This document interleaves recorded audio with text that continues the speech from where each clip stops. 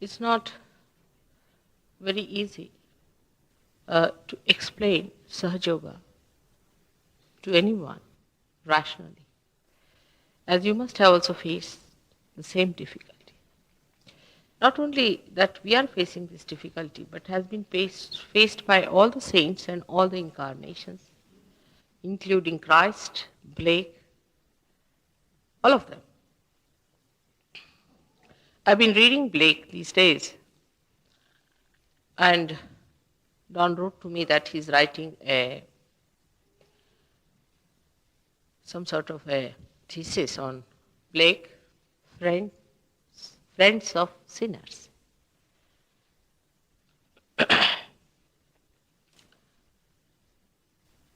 Written in his poems of such friends who are friends of sinners. But they could not communicate to human beings in that way as we could communicate, because we can give realization. We can make them feel the vibrations first of all. Like you can sprout the seed, and we can show how the seed then gets developing. See, this is an advantage we have. And today the time has come definitely to us that what Blake has desired and asked for or pictured or visualized, we can prove it. Now, when we explain SahajaYoga to someone, we have to talk relatively in the beginning because they haven't found their absolute. It can be quite difficult and frustrating in the beginning to talk about something that is such a living process of our evolution.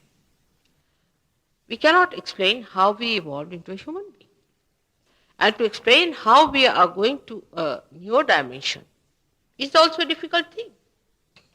How it is going to happen, how we are going to sprout, what's going to happen is unbelievably fantastic, absolutely fantastic. And we can't believe that we could achieve that. People just don't want to believe that you can achieve it in this lifetime. They live in the future. As I told you last time, we are futuristic people. We always think of the future. The dangers of futures also I told you what happens to people by living in the future, physically, mentally and emotionally. But spiritually, it happens in such a way that you think that in this lifetime you cannot get your realization. You are quite convinced about it that we'll get it in the future because you live in the future. So you can't accept the present in which you can get your realization. This is one of the biggest problems of SahajaYoga, that today we are facing the futuristic society which always lives in the future. So to explain to them at this time, at this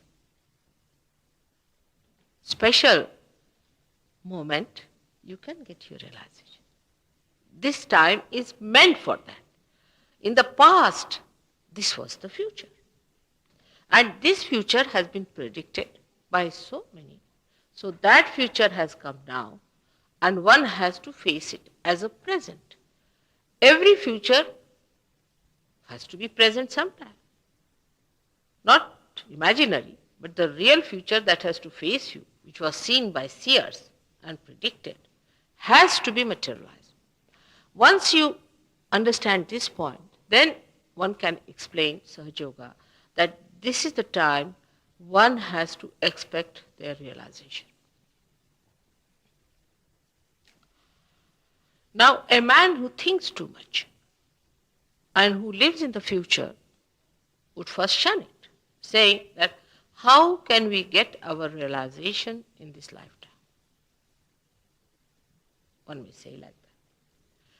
Then the same person may accept, all right, if you convince that you can get your realization, so why don't you come here, downstairs? Who is there? Come downstairs, will be a good idea. So the second point he may raise, as you must have also faced, is that even if you get realization, because it's futuristic, you see, it's imaginary. Everything he thinks is imaginary, isn't it? It's not reality. Reality is what it is. Supposing you want to think about this hall, and you imagine this hall will be like this, like that, and this will happen. It doesn't happen. It doesn't happen. It is not like that. What you see, what you feel, is the way that you have to understand is the reality. But the people who live in futuristic ways are never realistic because they are imagining things. So the second point that they tumble upon is their own conception about God and realization. That's not reality. Reality is what it is. It cannot be changed. It cannot compromise. It is what it is. Now first, for such a person, whether they are futuristic or they are pastistic, you can say, the people who live in the past, all of them must resolve one thing very clearly. Are you a seeker? Are you truly a seeker? Are you seeking the truth? Then truth has to be not rational, not imaginary, but real. If so, we should be prepared to face the truth as it is. If you prepare the seeker like that as it is, whatever is the truth, you will face it, then the task is better. You prepare the person for realization in a better way. The second type of people are such, those who have lived in the materialistic world, in the gross life. We live in the gross life every day to day. For example, coming to Caxton Hall means money. Taking this hall on rent is money. We think of money. If not of futuristic things, we think of money. How we can do this hall, how we can take it on hire, how we work it out. All these are problems of money. So if somebody says that you cannot get God by paying money for it, God doesn't understand money. Not at all. You have made money. God doesn't understand. Whether you pay him or not, he will make the place rain, or he can give you fertile land, he'll give you fruits, he'll give you all the bounties and all the beauties of life. Whether you do anything for him or not, he's a giver, he'll go on giving. He doesn't know money. He will do it for the rich, he'll do it for the poor, he'll do it for everyone. But we think of money.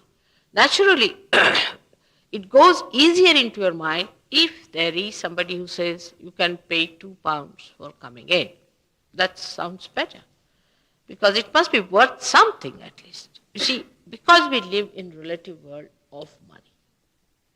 Actually, money has nothing to do with God's kingdom. There is no money in his kingdom. And you can understand rationally that how can there be?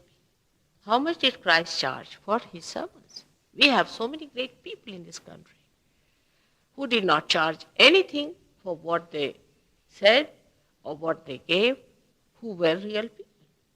And the reality is always proved in the human beings when it is done free. That's the reality. All other things that are sold out are the things which are not real. So when you come in the hall, you see a big hall and all that, and a money-minded person might start thinking that how is it without money these people are doing? How can they do it?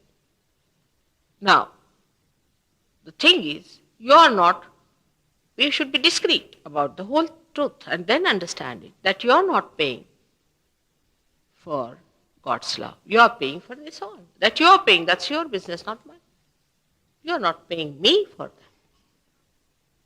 It's your business. If you have to have a bigger hall, you can pay for it, all of you put together, and can take a place, whatever you like. If you want, you can go to Hyde Park and have a free lecture there.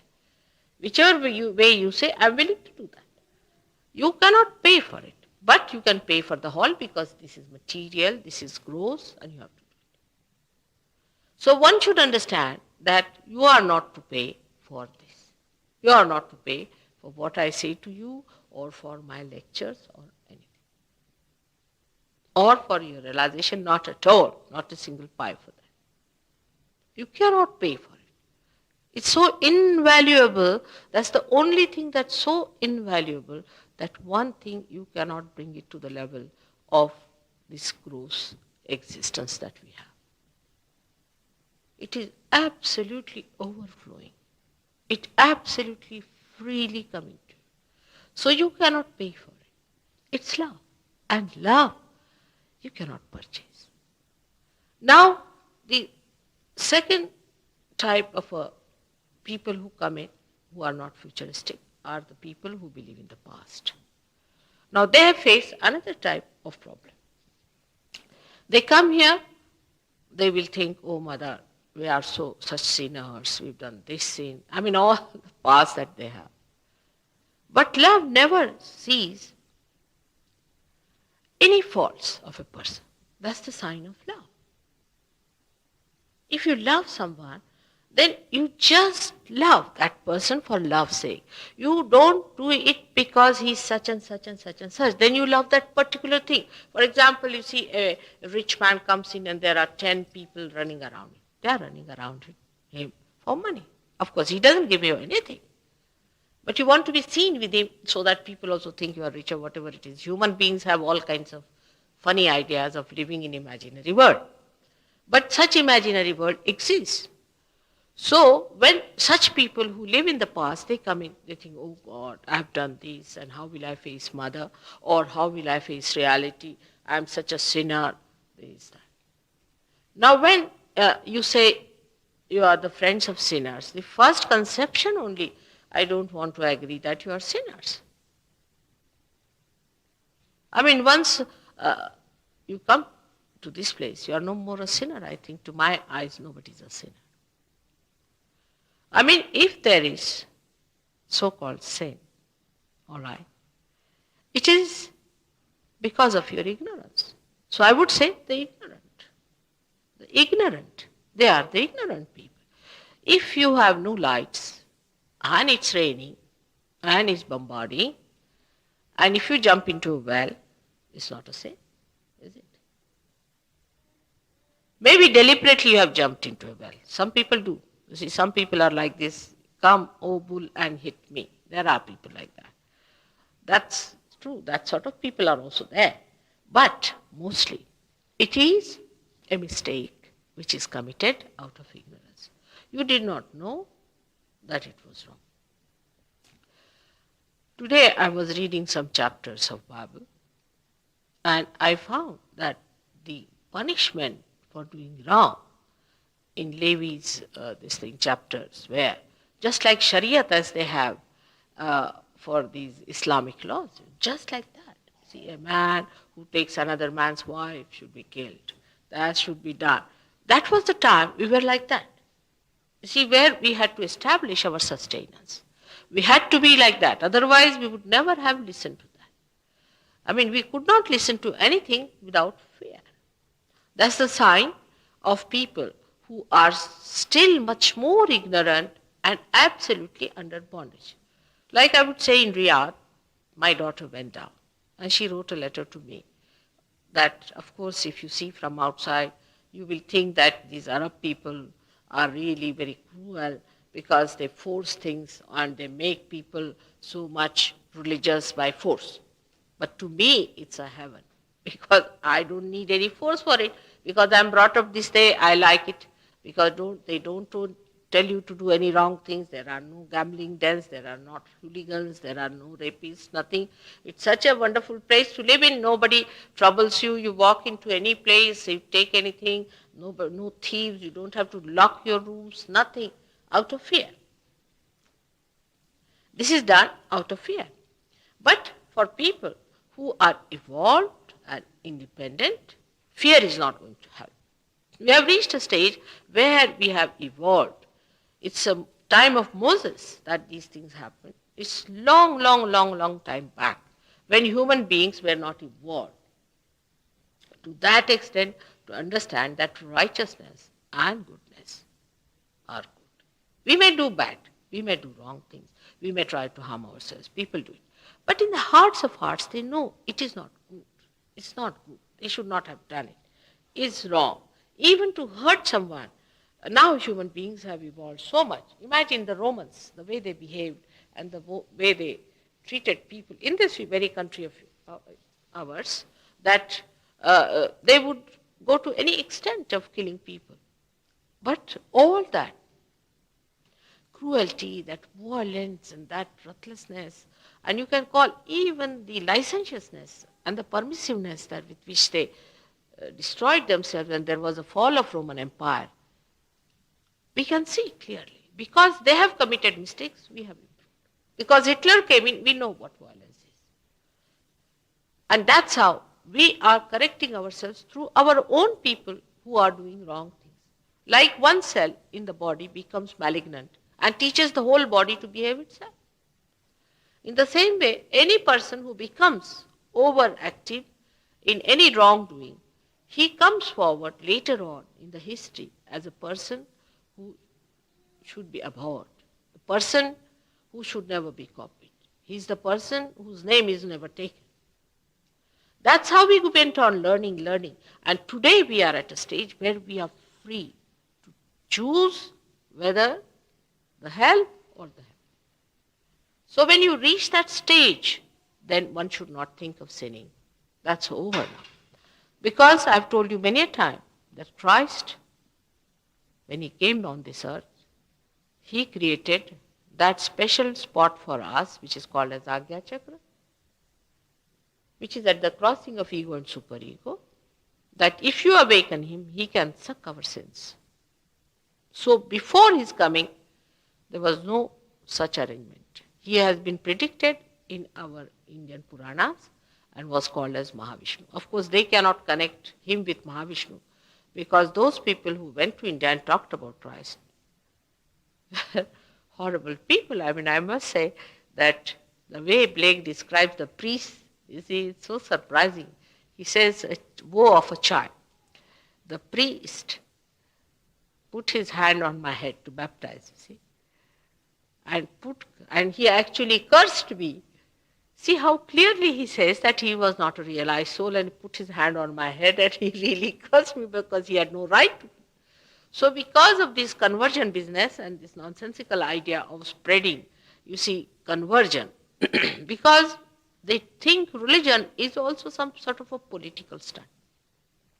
So they went into India and tried to convert people. They thought if all of them became Christians, then they will have a democracy of Christians there and that will be under the rule of English. Maybe. But other people also now feel like many Muslims now are going to India and converting them, thinking that it will become a Muslim majority and minority and all that. They'll think on those levels, you see. But one should know that everywhere human beings are evolving. And they will always ask for the religion that is real and the God that is real. Whatever you may try, like the Muslims, Hindus, Christians, all of them have tried all these tricks of this gross level. That's not the point at all. What you have to achieve is the understanding that you are a free person, first of all. Absolutely free. There should be no fear and there should be no compulsion. You are absolutely free because unless and until you are free, you cannot go to that realm which is complete freedom. So you are absolutely free to begin with. If you are not a free person, we'll have to make you free. For example, some people are say come here with drugs or with habits which are not good, or maybe some people come which are detrimental to health with the habits which are bad for the mental side, or some come from false gurus who have problems from the false gurus. So these things are to be corrected first of all. But I would not call it a sinner, because for a mother to call her children sinner is a bit too much. And I just can't think of such a situation where I could ever condemn any one of my children as sinners. So I would not say that they are sinners, but I would say they are ignorant, they are stupid, they have been naughty, they have been dangerously playing with their lives, they have been unkind to themselves. You see, I cannot feel that way, that somebody is a sinner who has committed sins and that such sins are there that cannot be rectified. It would have been all right before Christ's coming, that we would have talked of karma theory, that we have done bad karmas and our karmas are there, so we are sinners and we are born as sinners. But Christ's coming has a very big meaning, which I don't know how many of these preachers have understood, that it means that he came on this earth to rectify our sins. So we are no more sinners now. I mean, is there someone who can rectify it? Why should we call ourselves sinners? And why should we worry about it? The basic problem with human beings is this, that they are ignorant. On one side, they are proud of it. On the other side, they are frightened of it. Both the sides, to my eye, is the same. Either you are frightened or you are proud of it. Is both one, the pride leads to stupidity and the frightening might lead to sort of a destroying capacity in you, the way you go on destroying yourself by all the time cursing yourself and saying that I am bad and I have done this bad and that bad. One has to get out of both these things and must know that you are a human being made out of so many, what you call for yonis, genes, so many genes through which you have passed and come to this stage where you are a human being. It is a special thing that is being created for a special thing after all. A human being is a special thing, created for a special thing. But you are not the human being at the time of Moses. You are not the human being at the time when people were not evolved enough. You are people who are free to understand the value of freedom. If you understand the value of freedom, you are the right people for SahajaYoga. When you have freedom, then you must have discretion also how to use the freedom and respect that freedom and not to indulge into abandonment, which is stupidity. So going to extremes, either on one side or the other, is perhaps the sin. And the sin, so-called, gives you a fear. And aggression, which is also a sin, gives you a pride, or a kind, not pride, I would say vanity, which spoils your vision completely. So to talking to anyone who is a newcomer, one has to be careful that either they are coming from this side or that side, and dealing with them, we have to be extremely patient and loving. For I have told you that love does not know faults. And when we start finding faults with others, we should know our love is not matured so much. I would like any Sahajayogi to tell me about other Sahajayogi as a kind of a recommendation. Supposing I get angry with a person, I said, oh, he should try this, he should not have done this, or something. Then if a Sahajayogi tells me, no, mother, maybe, you see, then I like it. Maybe I'm testing you. But if you tell me 2 words even worse than that, then I feel, oh, these people are not loving. I have tested your love also, whether you really love each other or not. Because love is something that's a release. Actually, it's a release. Love is within you. And say, for example, for me, when I love you, it's a release of my boundless love within my heart. You see, it gives me such a release and such a relief and such a joy that I'm loving. I mean, it's flowing to you. If it doesn't flow, then I don't know how to work it out. If somebody is unkind, is not willing to receive it, then I don't know how to work it out, to see how to go around the person. And I'm not so good at conniving things and being artificial. You see, then I try some other tricks, you see, of working it out. But if they can receive your love, I'm sure they will realize that you are the people who are out here for love. The other day, we had a case in Rahuri. Actually, I had gone to a village where about 3, 4 cars coming suddenly in a village. I was surprised how these people are coming from where. And they came down with their diseases. Actually, car people always have diseases, I think. So they came with their diseases. Somebody is diseased, another one is diseased. And there was one boy, he was down with blood cancer in New York. I said, now, that's too much. In New York, you have sent him there in a hospital and the doctors won't be good enough. He said, doesn't matter, mother. As long as you give him vibrations from here, we don't mind. So I took the photograph, I gave vibrations to the child, and I told them that you telephone to Christine. I gave them the number and tell her that these things to be done, and mother has given your address. Now Christine looked after this boy. Christine and Herman and all these people who are there, who are mostly new Sahajogis. Except for Christine, all of them are absolutely new. And they went and looked after this boy, and this boy was cured. And the doctors were surprised, you see, that this boy was supposed to be, futuristically they said that he's going to die within 8 days' time. And he didn't die, not at all. He survived. And then they found all negative reading there, and he came down to see me. I, of course, worked on him and saw to it that it is removed completely from its roots. I worked on him, but when I saw him, I was amazed that his left nabi, which is the cause of this trouble, was completely working all right. But there was some problem still left, but they did that. And the mother, you see, who has met with a very sad experience. Her husband was killed on a highway by robbers. In her presence, with these 2 small little children sitting in her lap, when about 10 years back, when this boy was hardly 6 years of age and another brother of his about 4 years of age. And this woman was so shocked, and after that to get this kind of a disease for the son, you see. And what she told me, that's what's so heartening. She said, you see, these are all angels, I felt. They didn't ask for anything. Day and night they came and worked for this boy.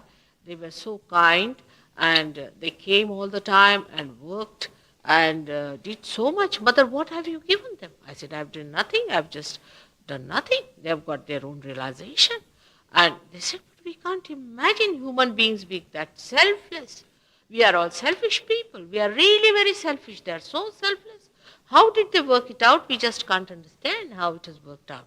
But it has worked out, and the boy is cured, and they were so sweet. They spent their own money to come to the hospital, and they looked after it. The doctors were amazed, because doctors, the woman had to sell lots of her things, because she's a rich woman, no doubt, but she had to sell one of her factory to go to America to pay for the doctors there. And she said these people would come down, and they would come one after another and look after the boy every day and struggle through. And they consoled me and told me that don't worry, you'll be all right. They gave me realization. And the heartening thing was they said that they were so selfless. They didn't ask for any money, nothing. And they enjoyed, you see, they enjoyed their love, what they did for this boy. And this is what it is.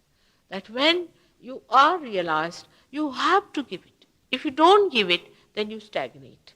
You stagnate, and there's no fragrance about it. No fragrance. No fragrance. And you lose your vibrations, your progress also retards. I know it's very hard in these modern times to create a group of people who can love. You can create a group of people who can hate.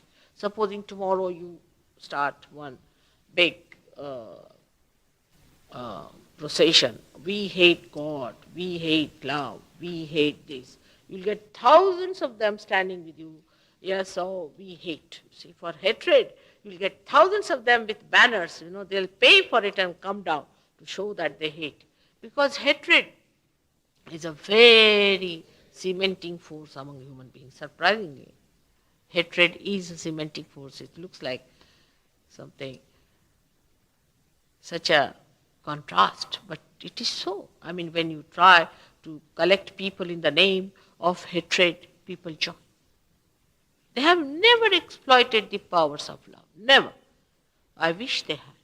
All our wars, all our things have come out because we hate each other. Imagine, only human beings can hate that much. Animals can't hate so much as they can. So this love, which is divine love, which thinks, which coordinates, which understands, which is dynamic, is so fantastic, is so all-pervading. It lives in every particle of the matter, of the emotions, of the mind, of the heart. Everywhere it exists, that power you can have within yourself. It's too much to believe. Too much at all story for anyone, but it's true. It's a fact. The time has come. It could not be done earlier, agreed, but the time has come.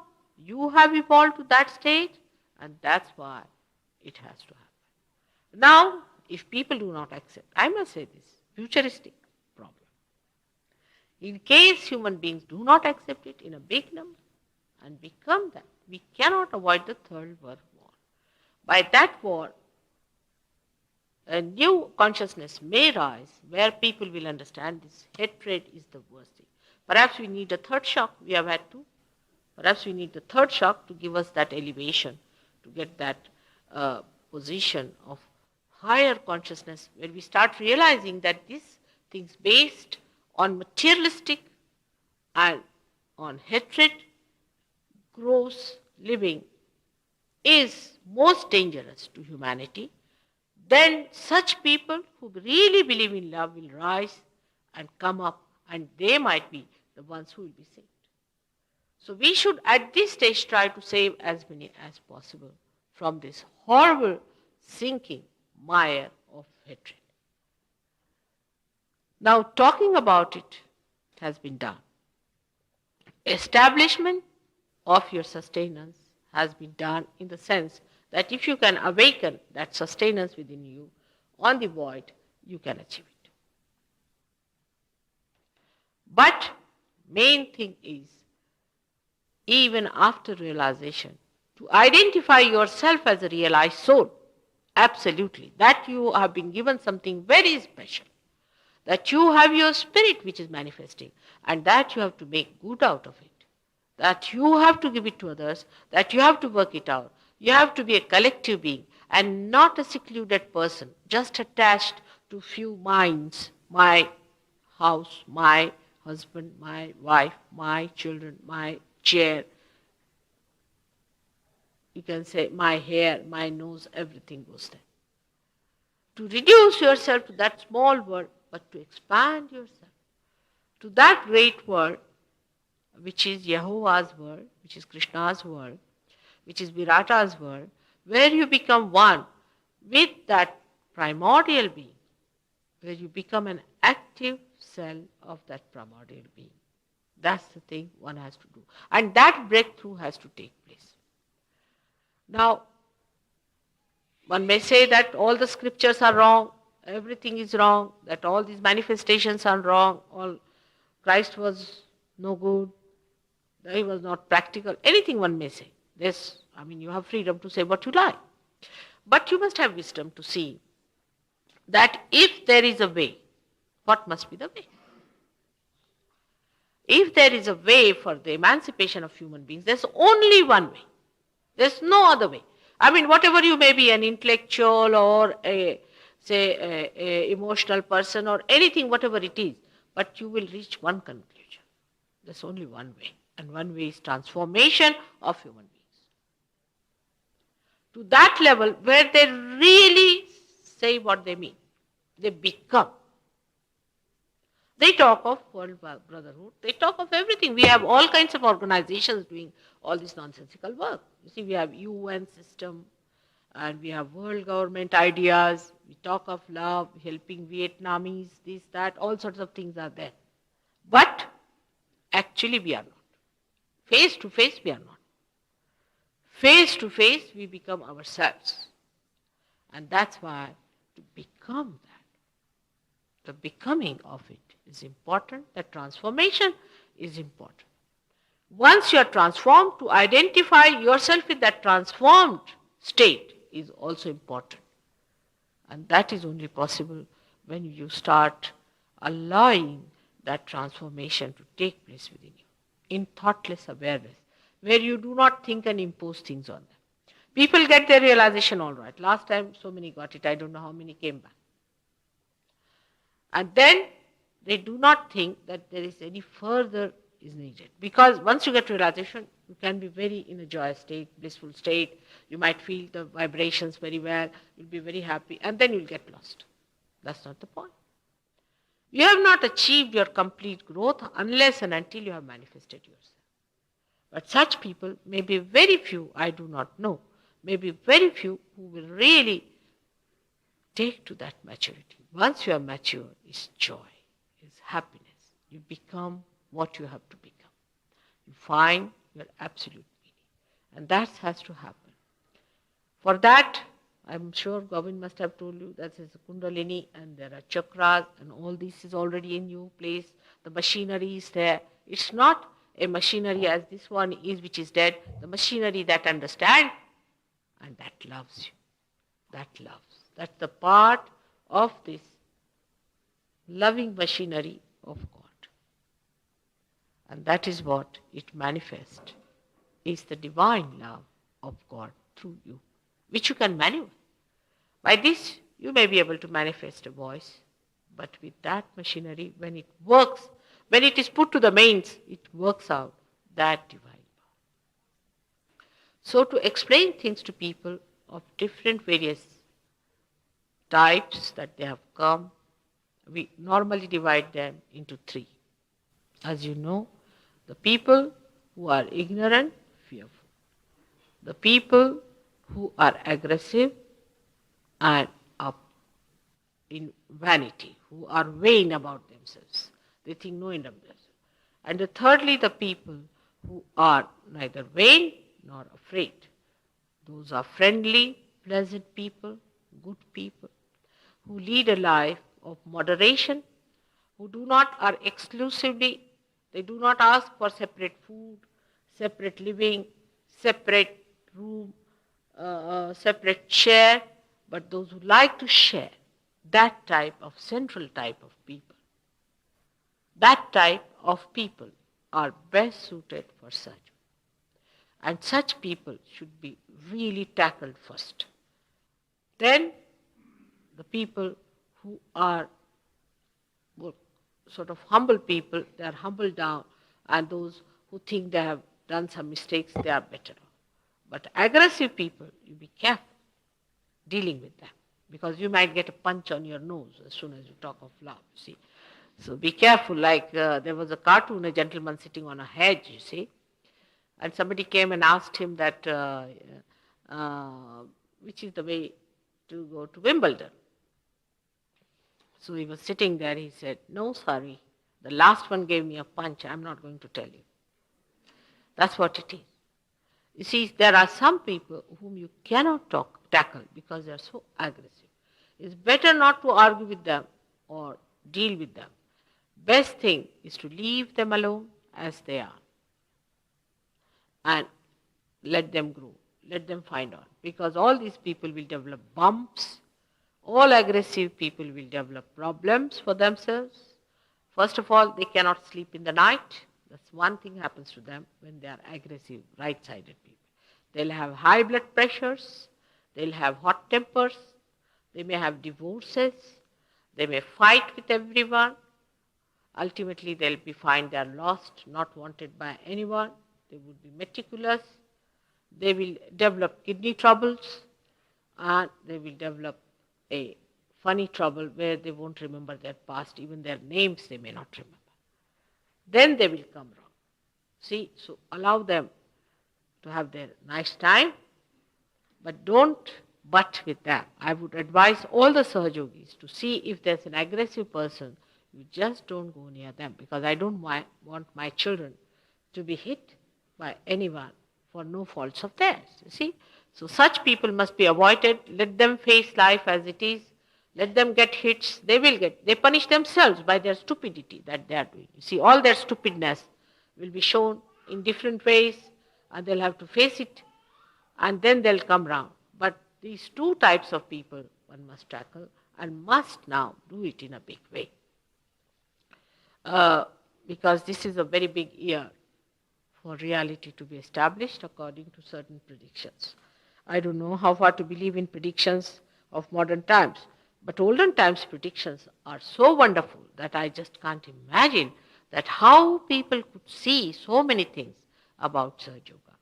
2000 years back, a great seer called Bhrigu has written something so great about SahajaYoga that a new method will be devised by a Mahayogi. They call me a Mahayogi, who will be Parabrahma incarnate and will give realization without any difficulties, raising the Kundalini, and people will get it, and this will happen, that will happen, and they'll be able to see the pulsation of the Kundalini. All the details of SahajaYoga he has given 2000 years back. He is one of the greatest astrologers we have in India, called as Bhrigu, and he's written down all these things on the lotus paper. You see, which they used to use the lotus leaves to write. In those days, they had no paper. So 2000 years back, imagine, maybe more. You see, according to English standard, maybe 2000, but I think it's much more that he has written about 5,000-6,000 years back. He has written about this just after Krishna, that this thing will happen and a Mahayogi will be born who will give realization to people, and such a time will be coming. So under these circumstances, one has to see. Now, I don't want to say I'm a Mahayogi or anything, just I don't want to say, because I don't want to have a punch on my nose. But I would say that you should find out for yourself, whatever it is. You see, instead of crucifying me, thank God you can't crucify now under the circumstances, but you will be the loser, not me. So I would say all those who are aggressive by temperament should know that there must be some way of getting out of it. Even aggression, you see, is in the present state of human mind is very repulsive. You don't like it. You don't like your aggressive self. When you aggress anybody, you repent after that. You don't like it. That why was I so rude? I could have been better. Why should I be disturbing someone? Why should I be like that? You see? So it is, I think, in a way recoiling on people, and they don't like themselves. As others don't like them, they also don't like themselves. When they are aggressive with others and very malignant by temperament, they don't like themselves. They want to change. So even this may happen. I would suggest that we must very gently go, but firmly and with a speed. We have to work it out, and I'm sure it will work out, and many people will get realization and will understand SahajaYoga. May God bless you all. Now, for all the people who have come for the first time, I have to request that if after giving realization, you must give some time to yourself. Be kind to yourself. Go with it. Learn everything. Master it. It's very simple. There is nothing much to be learned. It's very simple. It's a child's play. Even children are good at realization. Even little baby can do that. So one should learn and try to give realizations to others. And one should not waste energy in running away from it and then coming after 10 months and saying, Mother, I've got here and this has happened, that has happened. It's a thing which is most enjoyable. You must give one day in your lifetime to God who has created you. And you, the one little time to your mother also, who wants that everybody must get realization. If every one of you want to escape it, then who is going to work it out? I know you seem to be very busy people. Some of you are extremely busy. But busy for what? Business for what? What is the name you are going to leave in this world as a man who earns little money more than the others? That's all. I mean, you cannot earn as much as Mr. Ford can earn. So why there is a competition about it? Only thing is that you will have no satisfaction of earning money. You will be always running mad with it. You must take out some time for your growth and your meditation, by which you understand yourself and you understand others and help others. Life is not worth living for yourself. It's a useless life which lives for oneself. You must live for the whole. You must understand that the whole, if you accept, you become the whole. If the drop accepts the ocean, you become the ocean. Why not we become the oceans instead of little drops which are just evaporated by heat of the sun or by anything? You can be lost. So why not become the ocean, ocean of love, ocean of forgiveness, and ocean of compassion? May God bless you. Now, if you have any questions, please ask me. None.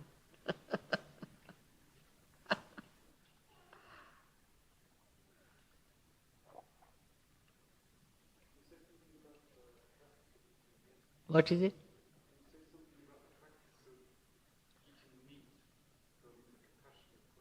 Meat. All right. Now I'll tell you about meat. Very important. You see, we must have compassion for human beings. What's the use of saving the chickens? Can I give them realization? Simple thing. See now, chickens, if you eat in compassion, you can. Because when you eat a chicken, it goes into evolutionary process. It improves its evolutionary process. But you shouldn't eat animals which are bigger than you in size because they give you troubles and problems and they make you aggressive. A person who eats aggressive animals or animals which are bigger than them, then they go more to the animal stage because they become aggressive because they have, you see, these bigger animals have grown more than you, that's why they are animals. So one should not eat animals which are bigger than. And they are the animals who have the feeling of compassion. They have the animals who have a feeling of oneness with you. For example, you'll see a dolphin, I would say. A sailor will never eat a dolphin or kill a dolphin because it's very near human level, you see. It is just like us. It has emotions, it has feelings, it can come and entertain you and all that. So that's a higher animal. But if he like that, you see, worried about even the worms, you see, how far can he go? Everything must have limits. Like there's a cult in India called Jains, see, they try to save even mosquitoes, can you believe it? And even the bugs. And they place bugs higher than human beings. They collect bugs, put them in a hut and put a Brahmin in there and pay the Brahmin. And poor Brahmin has to feed these bugs. It's a true thing, and today also they are doing it. Can you believe it? And feed the bugs, compassion, you know. So they are feeding the bugs on that poor Brahmin, give him money, and when the bugs are full and fall off his body, they give him money and something like that. Can you imagine this kind of a nonsensical compassion? So you have to draw a line. Everything is to be not to be taken beyond a line. You see, this is called as maryada in Sanskrit, that how far to go with your compassion. So our compassion should be extended up to, first of all, human beings. Are we compassionate towards our fellow being? We are not. First of all, let's try there. All right? First, let's try here, human beings. And you'll be surprised, we'll never end it. We can't even cross the limits of human beings. Then compassion to animals who live with us. All right? Who, like dogs, you can say, horses, cows, all these big animals which live with us, dolphins, which are something evolving. Already they are evolving. It's in the evolving stage. But if you eat a chicken, I'm sure if I eat a chicken, I'm sure of that, it will become a better thing, something better. It will evolve, no doubt. So the compassion that we have for bugs is of no use. Or mosquitoes is of no use. But compassion for human beings. We are not even compassionate to our own children, you know. In this country, I was amazed. First I used to say in England, 2 children are killed by their parents. But now I heard it is only in London city we do this. Can you imagine the way we are compassionate? There are vegetarians who are killing their children. What do you say to that? This is not compassion. So these are ideas we have got. We must understand how far to go with things like compassion, like mercy, like peace. Peace is all right till you reach a stage where you supposing you get a devil who is destroying, say, at the time when Hitler came in. That time to be peaceful would have been absolutely cowardice, isn't it? You had to fight him out. He was a devil, so you had to fight. That's how I say Churchill was a great man to fight him. That's what it is. You see, so that is the limit where you go. You cannot have compassion for a person like Hitler, can you? What compassion? Did he have any compassion for anyone? So compassion must have its understanding, its discretion, its wisdom. All right? Now supposing if you ask me, Mother, give realization to Hitler. Why should I? I will not. He has destroyed so many good people. He has destroyed all the values and he has destroyed the basics of human beings. Let him go to hell and suffer for some time. That's what I will say as a mother. Isn't it? Won't you say that for your own children? All right, I have compassion for my children. I have compassion for even people who are doing wrong, but not for people who are so destructive. Not for them. Because they go against the plans of God. They are anti-God. They are indulging into anti-God activities. In the laws of God, they are to be punished. Definitely they will be punished. Even if I do not punish them, God will punish them. No doubt about it. They must be punished. Otherwise, how are you going to be saved? All right? Like Krishna, who killed Rakshasas. The goddess killed many Rakshasas, the devils. She killed them. Now, she should not have compassion with these horrible ones. She should have. Because they were killing all the saints and all the great people they were killing. That's no compassion. They're there to be killed. And these giants do not believe in Christ, Krishna, because they said that because he killed those devils. They don't want to believe in Krishna. Now Christ they believe because he forgave those who were crucifying him. All right?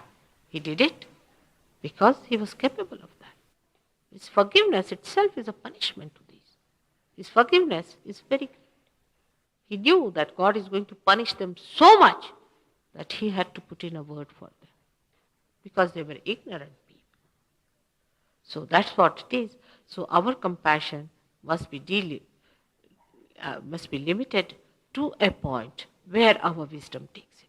It should not go to that absurd limit where we go up to mosquitoes and up to, even mosquitoes they don't kill, you know. Even when they go in the WC, you see, they don't allow the worms in that to be killed. Can you imagine such dirty, filthy people in the world? This is going too far, don't you think so? So where do we draw the line? Let's draw the line. Now in a place like, say, Iceland, or even I would say Arabia, some places where they do not get a single blade of leaf, not a single blade of leaf. How are they to live? God has given them only animals to eat. Now, are they supposed to die? Or if they eat, are they committing a sin?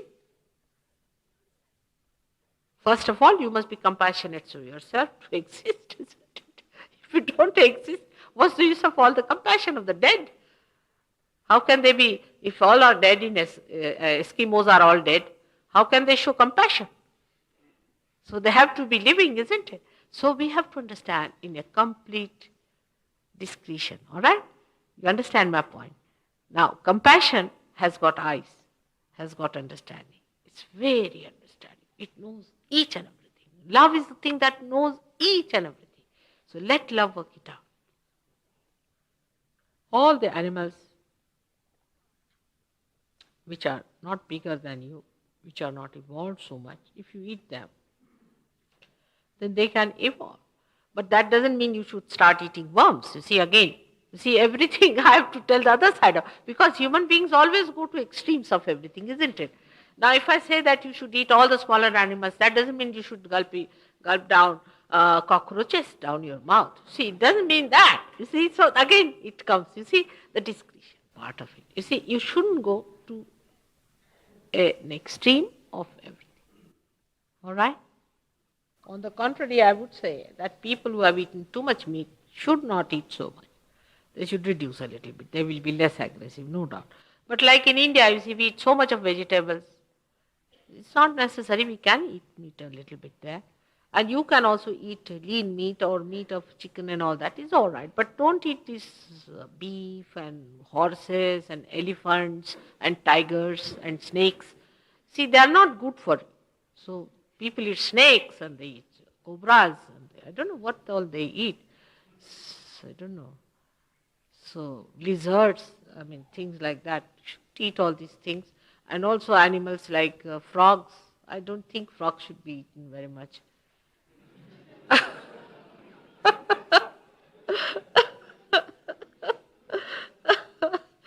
It's a funny animal, isn't it? Frog, poor thing. Frog is one very special animal. I should say, you see, out of love for the frog, I say don't eat it. Really. Because I don't know if you know, but people have found frogs living in ancient rocks, closed up completely. Absolutely, is a fact, you see. And there is water provided for the frog by God. It's a frog is a special animal, very much loved by God. And for billions of years, frogs have survived. So you can imagine how this must happen. Must be something special about them. That's why out of love for them, we should not eat them, I think, the frogs, you see.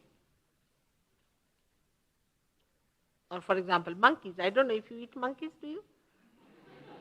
Now, in any country, do they eat monkeys? Monkeys, they eat where? Australia.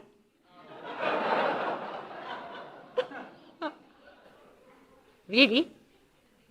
Huh? Where? Indonesia.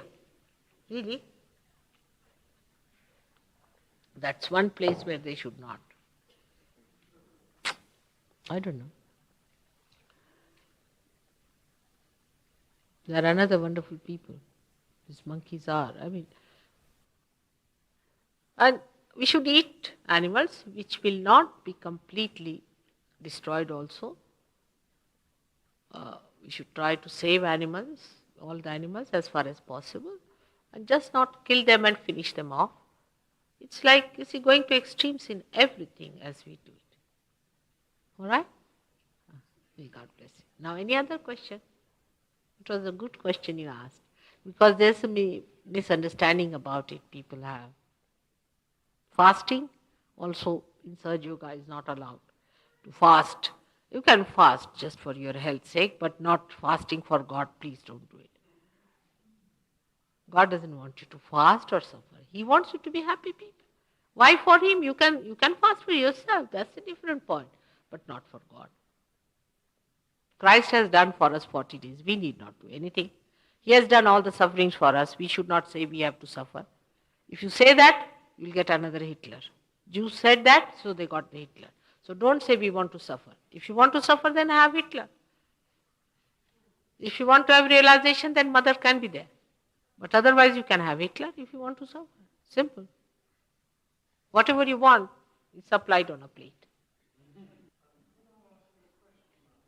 What? What?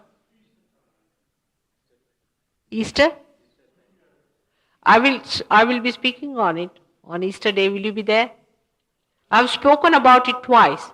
About Easter, the significance of egg and everything. And if you have got the magazine of Nirmala Yoga this time, there is an art. Did you get that? No. You didn't get that? Oh, I see. Maybe, you see, this time, what he was saying, that it's difficult to send it collectively. There's some sort of an export problem. You see, every country has problems like that. So, if you send your individual names, you see, it would be easier to send them directly. Of course, it would be little more expensive for them, for the postage. But they said they can manage. Directly, if you send, is much better than to send them collectively.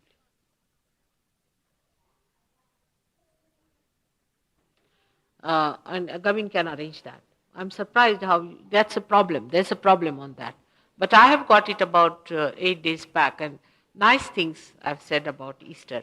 And one more was a very good lecture. I don't know if you have got it, where I talked about the egg, what's the meaning of egg in Mahavishnu's thing, and all these things I've said there. And again, on Easter, I'll speak.